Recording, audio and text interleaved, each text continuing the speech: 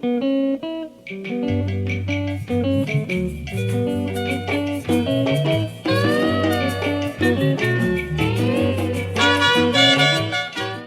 gị onye ọma na-ege ntị ma na-ekiri ekiri ebe ị nọ ugbu a bụ na sim.si ha asịrị FM. Onye gị na ya nọkwa taa bụ 042 Solex, onye akụkọ ụwa. Ngwagere akụkọ nke anyị ji webe taa. Ụmụ okorobịa ụmụ Igbo achapụtalara ndị Ebubeagụ anya ọkụ na nke ikpeazụ a. Nke a mere n'obodo Ọba nke nọ n'ime okporo ọchịchị Idemmili South n'ime steeti Anambra, dịka ya bụ ụmụ okorobịa kwechiri ndị Ebubeagụ n'ogbe. Dịka ha siri kọwaa, ha bụ ndị Ebubeagụ bịara ịkpụrụ onye isi ndị ọrụ nchekwa ya bụ ogbe site n'ime ya ihe akaja dị iche iche dịka ịgbali egbe elu nakwa ịkụ ihe. Nke a wutere ụmụ okorobịa nọ na ya bụ ogbe nke ukwuu, bụ ihe metere ha ji wee pịasuo ha bụ ndị Ebubeagụ wee kwechiri ha na onweghị ebe ha bụ ụmụnne ha aga. A sịla na Solex si, kama lere onyonyo ya.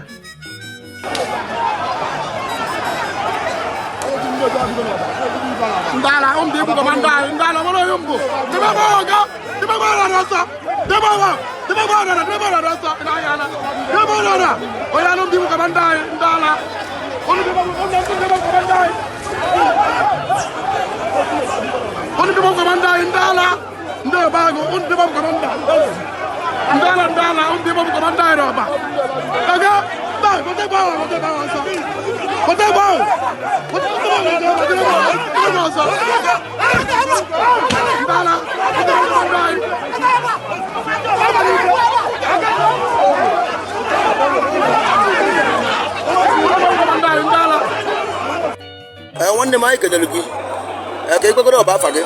Afa mbụ masị ọrụ Amadike, President Commander ọkpụ na YouTube FM, onye ji ọba general amalụ. Okay sir. Ihe a na-eme anyị enwe ike ịkọwatụla anyị ma bilifu anyị because na anyị mere nchọpụta na ọkpụno ebe bụ kọmanda ka ihe a ebido mebe enwe ike ịkọwalụ ndị ọba otu ebe ibe si mee.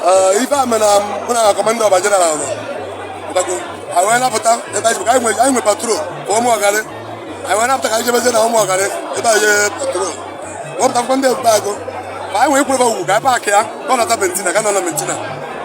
Ndị adịchọ nnọọ ekwekwa ka opening fire tutum na gbara ya egbe mebisa onye duto onye gbawa egbe ntụ a ịmara ife oche n'obi mebisa onye aje moto agbagide m Naịjirịa ndị esochi anyị wee ruo be m dọdọ apaakị moto ka anyị pụta ndị adresị anyị gbamaba egbe na be m tututum mebisa m na-agbawa ebido ọmụ na-agbazisi egbe agụ mụ aja naba ejide Commander ọba yutu asịga bụ na kidnapa stil ndị ori onwere ife na-ebufụrụ ya dibe na-agba ya egbe emete m imo. Anyị chọrọ ndị Ebubeagụ biko ụmụnne anyị biko akụkọ m okwu na platfọmụ.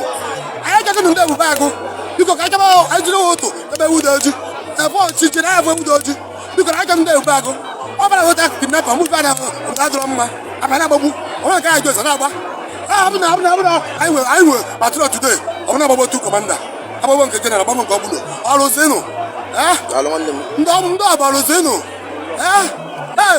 gị biko tinyepụ ọrụ anyị achadị nchukwu anyị ọnụ anyị achadị ndị Ebubeagụ biko eji enye ntabe sekuriti amaka na mabụ sekuriti anyị nọkwa m ọrụ biko ebe a na-ajụ ese onye ego ka na-achụ biko nụ. Daalụ, anyị kenere amarịcha nnukwu okwu anyị kwu daalụ niile daalụ ebe kọmanda anyị na ndị Ebubeagụ a so na palas ka na-eje maka na ekwere ebu nwanne anyị nwoke bụ mebisi ahụ bụ kọmanda na ebe wee kwere n'ihu ya na o nwere ife nwa mmanụ mere anyị na-ajụ aje na palas ka anyị na-eje na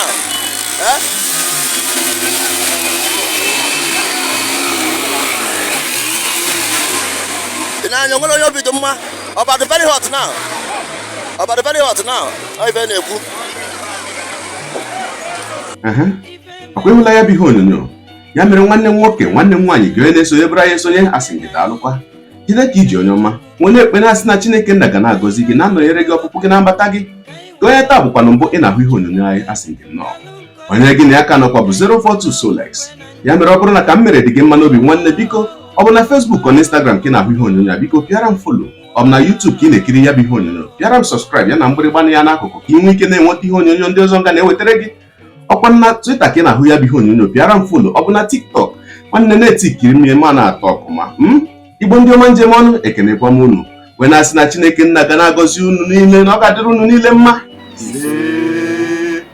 Ngwa tụsara m ihe onyonyo nwanne gbado anya.